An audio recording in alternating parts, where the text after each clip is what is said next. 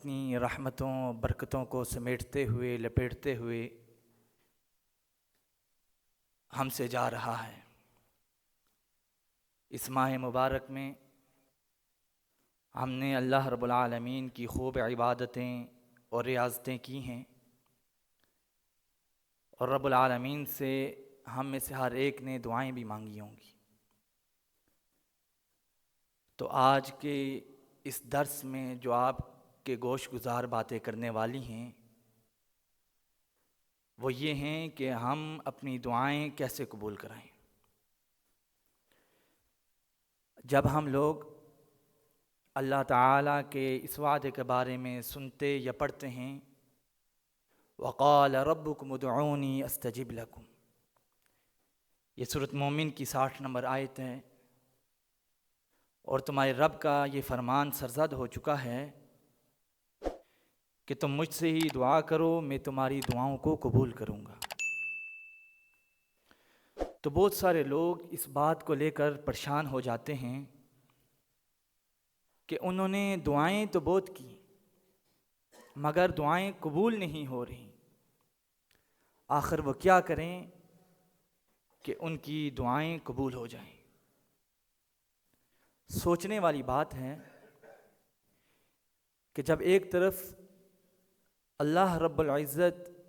ہمارے ساتھ یہ وعدہ فرما رہے ہیں کہ تم مجھ سے دعا کرو، میں تمہاری دعاؤں کو قبول کروں گا،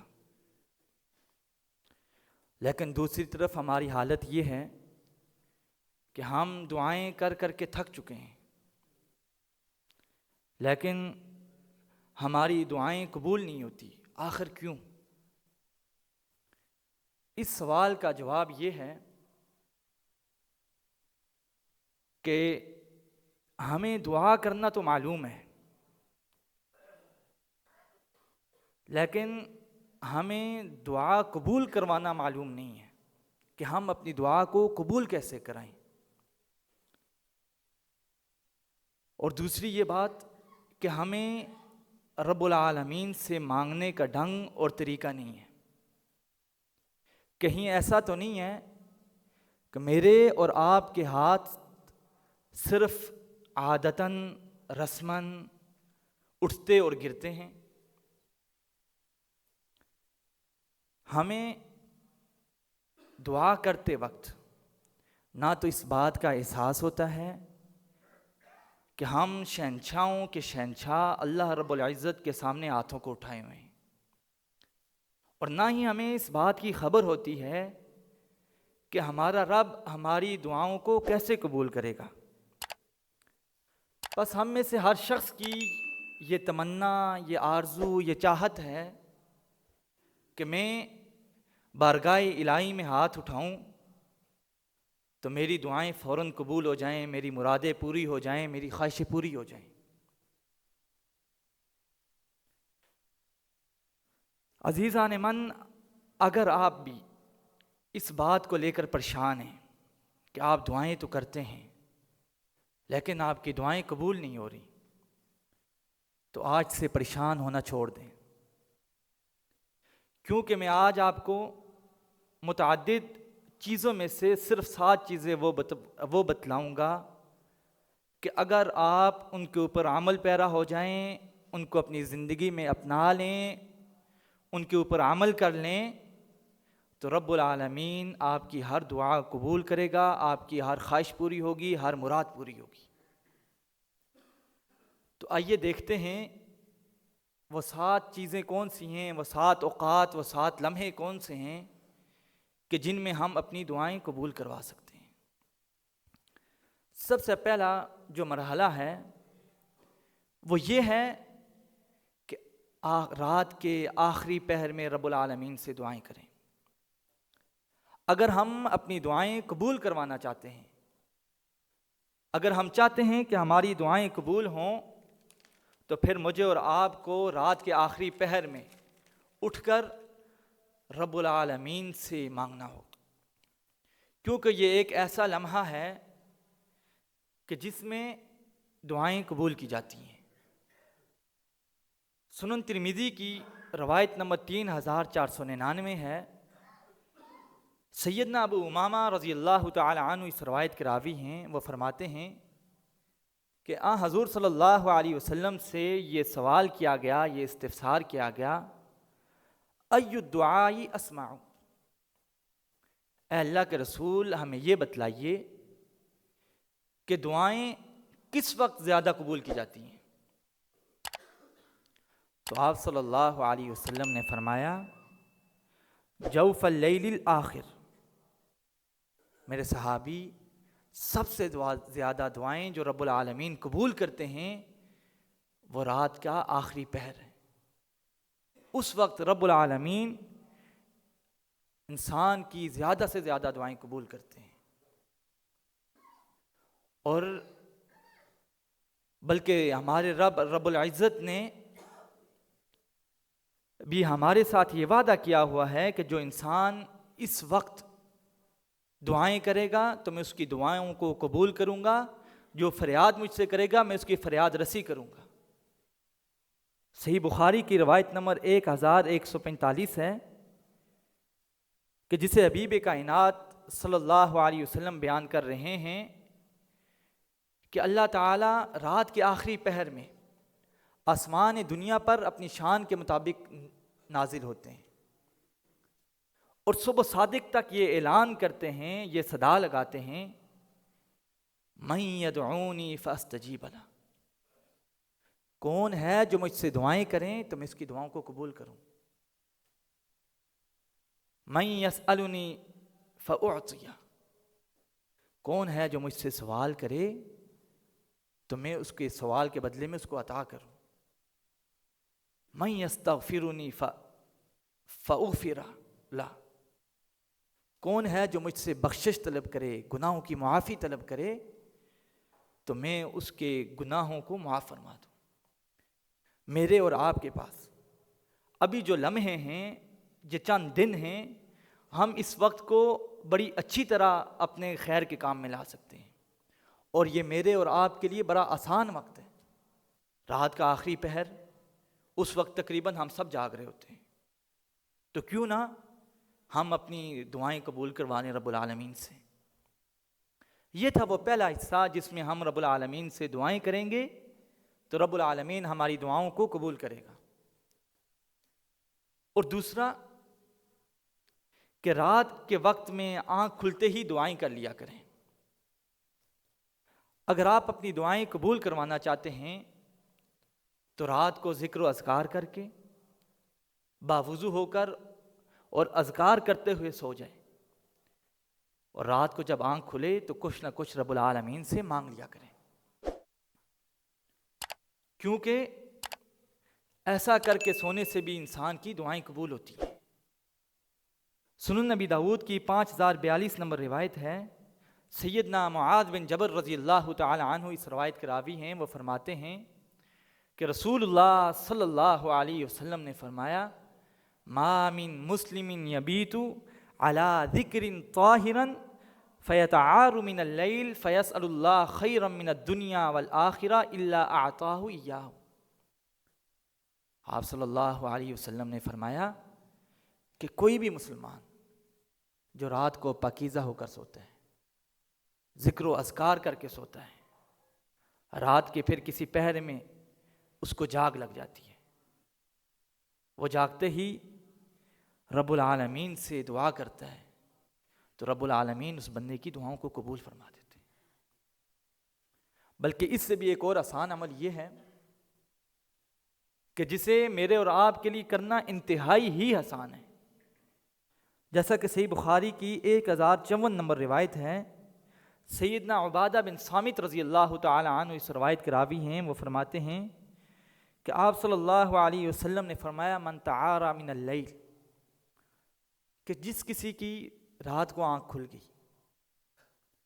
تو جیسے ہی آنکھ کھلی اس کی کروٹ اس نے بدلی، آنکھ کھلی تو اس نے لیٹے لیٹے اپنی زبان سے یہ کلمات کہے، لا الہ الا اللہ وحدہ لا شریک لہ لہ الملک ولہ الحمد وہو علی کل شیء قدیر، سبحان اللہ والحمد للہ ولا الہ الا اللہ واللہ اکبر ولا حول ولا قوة الا باللہ۔ اور پھر اس نے کیا کہا؟ اللہم اغفر لی، یا پھر کوئی اور دعا کی۔ کتنا آسان کام ہے۔ فرمایا کہ جو یہ کلمات ادا کرے تو پھر رب العالمین سے کوئی دعا کرے تو رب العالمین اس کی دعا کو قبول کرتے ہیں،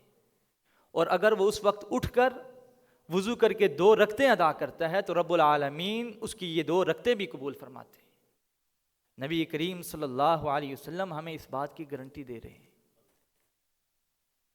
اور اسی طرح دعائیں کیسے قبول کرائیں، ان میں سے ایک اوقات، ایک لمحہ یہ ہے کہ جو اذان اور اقامت کے درمیان کا ہے۔ اذان اور اقامت کے درمیان جو 15-20 منٹ کا وقفہ ہے، اس میں ایک ایسا قیمتی لمحہ ہوتا ہے کہ جس میں ہم رب العالمین کو منا کر، اس سے دعائیں کر کے اپنی دعائیں قبول کروا سکتے ہیں۔ جیسا کہ فرمان مصطفیٰ صلی اللہ علیہ وسلم ہے، لا يرد الدعاء بین الاذان والاقامہ۔ نبی کریم صلی اللہ علیہ وسلم فرما رہے ہیں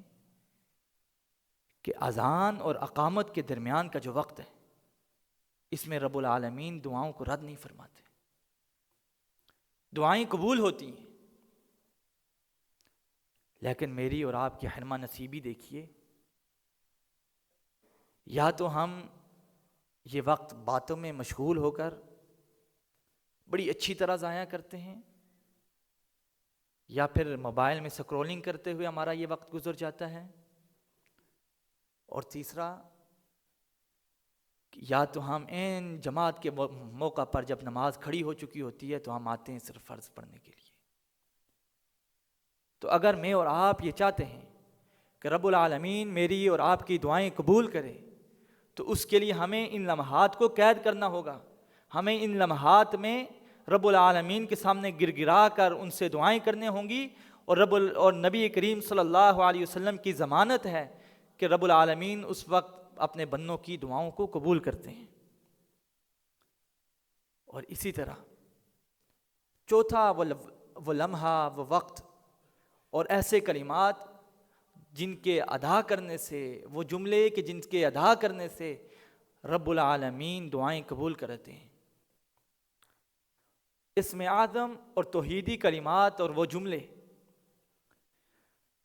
کہ ایسے جملے کہ جن کے وسیلے کے ساتھ انسان دعائیں کرے تو رب العالمین ان دعاؤں کو قبول فرماتے ہیں، کیونکہ اس میں رب العالمین کی توحید اور ربوبیت کی صفات پائی جاتی ہیں۔ اور رب العالمین ان کلمات کے ساتھ جو شخص دعائیں کرتا ہے تو رب العالمین اس کی دعاؤں کو قبول فرماتے ہیں۔ سنن نبی داؤد کی 1493 نمبر روایت ہے، رسول اللہ صلی اللہ علیہ وسلم نے ایک آدمی کو دیکھا جو ان الفاظ کے ساتھ دعا کر رہا تھا، اور یہ میرے اور آپ کے لیے لازم ہے کہ ان دعاؤں کو یاد کریں۔ وہ شخص کیا کہہ رہا تھا؟ اللہم انی اسألک انی اشہد انک لا الہ الا انت الاحد الصمد الذی لم یلد ولم یولد ولم یکن لہ کفوا احد۔ تو آپ صلی اللہ علیہ وسلم نے اس شخص سے کہا کہ تو نے جن کلمات کے ساتھ رب العالمین سے سوال کیا ہے، جن کلمات کے ساتھ رب العالمین سے دعا کی ہے، تو رب العالمین ان کلمات کے ساتھ بندے کی دعا کو قبول کرتے ہیں۔ دیکھیں کتنا آسان عمل ہے۔ جب بھی دعا کی، دعا میں یہ کلمات ادا کیے تو رب العالمین آپ کی دعاؤں کو قبول کرے گا۔ اور اسی طرح اللہ تعالیٰ کو اس کی ربوبیت کے وسیلے سے دعائیں کرنا، اللہ تعالیٰ سے اس کے ربوبیت کی صفت دے کر، اس کی ربوبیت کے وسیلے سے دعائیں کرنا۔ اور یہ ربوبیت کے وسیلے سے دعائیں کرنے کا جو آغاز ہوتا ہے وہ سیدنا آدم علیہ السلام سے لے کر آخر الزمان جناب محمد الرسول اللہ صلی اللہ علیہ وسلم تک ہر نبی نے ربوبیت کا واسطہ دے کر اللہ رب العالمین سے دعا کی ہے۔ دیکھیں سیدنا آدم علیہ السلام کیا فرما رہے ہیں؟ ربنا ظلمنا انفسنا وَإِن لَّمْ تَغْفِرْ لَنَا وَتَرْحَمْنَا لَنَكُونَنَّ مِنَ الْخَاسِرِينَ۔ اور اسی طرح سیدنا ابراہیم علیہ السلام اللہ رب العالمین سے التجا کرتے ہوئے فرما رہے ہیں ربی حبلی حکما والحقنی بالصالحین۔ کہیں حضرت موسیٰ علیہ السلام رب العالمین سے یہ التجائیں کر رہے ہیں، یہ گر گرا رہے ہیں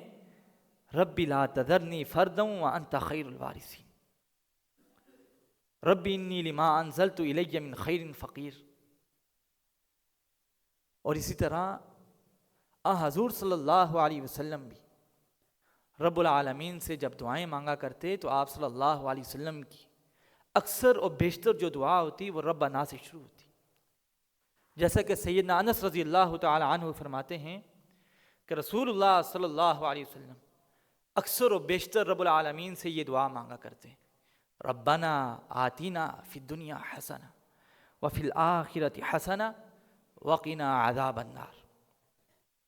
دیکھیں بڑے آسان کلمات ہیں، اگر میں اور آپ یہ تڑپ لے کے آئے ہیں کہ ہم اپنی دعاؤں کو قبول کروا لیں تو ہمیں یہ تھوڑی زحمت کر کے ان دعاؤں کو یاد کرنا ہوگا اور اپنی دعاؤں میں ان دعاؤں کو شامل کرنا ہوگا، تو پھر رب العالمین اس کے وسیلے سے ہماری دعاؤں کو قبول کریں گے۔ اور اسی طرح ایک اور دعا جو دعا یونس کے نام سے مشہور ہے، سنن ترمذی کی روایت ہے کہ رسول اللہ صلی اللہ علیہ وسلم نے فرمایا کہ جو شخص یہ دعا پڑھ کر رب العالمین سے دعا کرے گا تو رب العالمین اس کی دعا کو ضرور بضرور قبول فرمائیں گے، اس کی التجا قبول ہوگی۔ اور وہ دعا کون سی ہے؟ تقریباً مجھے اور آپ میں سے ہر شخص کو یہ دعا آتی ہوگی، لا الہ الا انت سبحانک انی کنت من الظالمین۔ یہ بڑے آسان کلمات ہیں کہ جنہیں میں اور آپ یاد کر کے اپنے دعاؤں کو قبول کروا سکتے ہیں رب العالمین سے۔ اور اسی طرح پانچواں وہ موضوع کہ جس کی وجہ سے رب العالمین ہماری دعاؤں کو قبول کریں گے وہ یہ ہے کہ کچھ ایسے اشخاص ہیں کہ جن سے دعا کروائی جائے یا انسان اس پوزیشن میں ہو کہ رب العالمین سے دعا کرے تو رب العالمین وہ دعاؤں کو قبول کرتا ہے۔ اگر آپ اپنی دعاؤں کو قبول کروانا چاہتے ہیں تو ان تین قسم کے لوگوں سے دعا کروائیے، کیونکہ یہ تین قسم کے لوگ ایسے ہیں کہ جو رب العالمین سے دعا کرتے ہیں تو رب العالمین ان کی دعا کو رد نہیں فرماتا، جیسا کہ نبی کریم صلی اللہ علیہ وسلم نے فرمایا ثلاث دعوات یستجاب لہن لا شک فیہن دعوت المظلوم ودعوت المسافر ودعوت الوالد لولدہ۔ نبی کریم صلی اللہ علیہ وسلم نے فرمایا کہ تین اشخاص ایسے ہیں کہ رب العالمین ان کی دعاؤں کو قبول کرتے ہیں، ان کی دعاؤں کے رد ہونے میں کوئی رکاوٹ نہیں ہے، یعنی کہ ان کی دعائیں رد نہیں ہوتی۔ پہلا وہ شخص کہ جو مظلوم ہو، آپ مظلوم سے کیسے دعا لے سکتے ہیں؟ اس کی مدد کر کے آپ اس سے دعائیں لیں۔ اور دوسرا مسافر، جب آپ خود مسافر ہوں، سفر پہ جا رہے ہوں تو رب العالمین سے زیادہ دعائیں کیا کریں، کیونکہ یہ ایک ایسا لمحہ ہے کہ جس میں رب العالمین بندے کی دعاؤں کو قبول کرتے ہیں۔ اور تیسرا باپ کی دعا اولاد کے حق میں، کہ والد اپنے اولاد کے حق میں جب دعا کرتا ہے تو رب العالمین اس دعا کو قبول کرواتے ہیں۔ اور ہمیں چاہیے بھی کہ ہم اپنے والدین سے دعا کریں۔ ذرا غور سے سنیں کہ اس حدیث میں نبی کریم صلی اللہ علیہ وسلم ہمیں اس بات کی گارنٹی دے رہے ہیں کہ والد کی دعا اولاد کے حق میں قبول ہوتی ہے۔ لیکن ہماری حرمہ نصیبی دیکھیے کہ میں اور آپ جتنے نوجوان ہیں بقیہ مہینوں کو چھوڑیں، صرف رمضان المبارک کے اندر ہم نے اپنے والد سے کتنی دفعہ کہا ہے کہ ہمارے لیے دعائیں کریں؟ کسی نے نہیں کہا ہوتا، الا من رحم ربی، جس کو رب العالمین نے توفیق دی ہوتی ہے وہ لوگ کہتے ہیں اور دعائیں کرواتے بھی ہیں، اور رب ان کو رنگتا بھی ہے، وگرنہ ہمارا تو مزاج یہ ہے کہ ہم ارے غیرے کو دعاؤں کی درخواست کا کہتے ہیں، حالانکہ اس کی دعاؤں کا قبول ہونے یا نہ ہونے کی گارنٹی کوئی نہیں ہے، جبکہ باپ کی دعا کے قبول ہونے کی گارنٹی ہمارے پاس موجود ہے۔ تو مجھے اور آپ کو چاہیے آج یہاں سے یہ درس لے کے جائیں، ابھی جا کے اپنے والد سے یہ درخواست کریں، یہ گزارش کریں کہ میرے لیے اللہ رب العالمین سے دعا کیا کریں، تو رب العالمین پھر دعاؤں کو قبول فرماتا ہے۔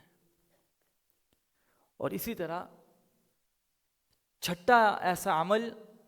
کہ جس کے کرنے سے رب العالمین دعائیں قبول کرتے ہیں، وہ یہ ہے کہ دوسرے کے لیے دعائیں مانگا کریں، بالعموم تمام مسلمانوں کے لیے اور بالخصوص جن کے ساتھ انسان کی تھوڑی اٹکل ہوتی ہے، حسد بغض کا تھوڑا شیبہ پایا جائے، تو ان کے لیے بالخصوص دعائیں مانگا کریں، ان کی ترقی کے لیے، ان کی خیر کے لیے دعائیں مانگا کریں، کیونکہ ایسا کرنے سے رب العالمین آپ کی دعائیں قبول کرے گا۔ جیسا کہ صحیح مسلم کی روایت نمبر 2733 ہے، سیدنا ابو الدرداء رضی اللہ تعالی عنہ اس روایت کے راوی ہیں، وہ فرماتے ہیں کہ رسول اللہ صلی اللہ علیہ وسلم نے فرمایا کہ ایک مسلمان کے دوسرے مسلمان کے پیٹھ پیچھے دعا قبول ہوتی ہے، اور جو دعا کرنے والا ہوتا ہے تو اس کے ساتھ ایک فرشتہ کھڑا ہو جاتا ہے، تو جو بھی وہ اس کے لیے دعا کرتا ہے تو وہ کہتا ہے وَلَكَ بِمِثْلٍ، اور وہ اس پر آمین بھی کہتا ہے۔ تو کیا ثابت ہوا؟ اس کا مقصد یہ ہے کہ جب ہم دوسروں کے لیے دعائیں کریں گے تو رب العالمین میری دعائیں قبول کرے گا، بلکہ اپنی نورانی مخلوق کو ہماری دعاؤں پر آمین کہنے پر مقرر کر دے گا۔ اور سیر اعلام النبلاء میں سیدنا ابو الدرداء رضی اللہ تعالی عنہ کا واقعہ موجود ہے۔ سیدہ ام الدرداء رضی اللہ تعالی عنہ فرماتی ہیں کہ ابو الدرداء کا یہ طریقہ ہوتا کہ آپ رضی اللہ تعالی عنہ صبح تہجد میں اٹھا کرتے اور اٹھ کر اپنے دوستوں کے نام لے لے کر دعائیں کیا کرتے۔ تو ام الدرداء نے کہا کہ یہ کیا معاملہ ہے کہ صبح فجر میں تہجد کے وقت آپ اٹھ کر اپنے دوستوں کے لیے دعائیں مانگتے ہیں؟ تو فرمایا کہ میں نے رسول اللہ صلی اللہ علیہ وسلم سے سنا ہے کہ جو دوسروں کے لیے دعائیں مانگتا ہے تو اس پر نورانی مخلوق آمین کہتی ہے،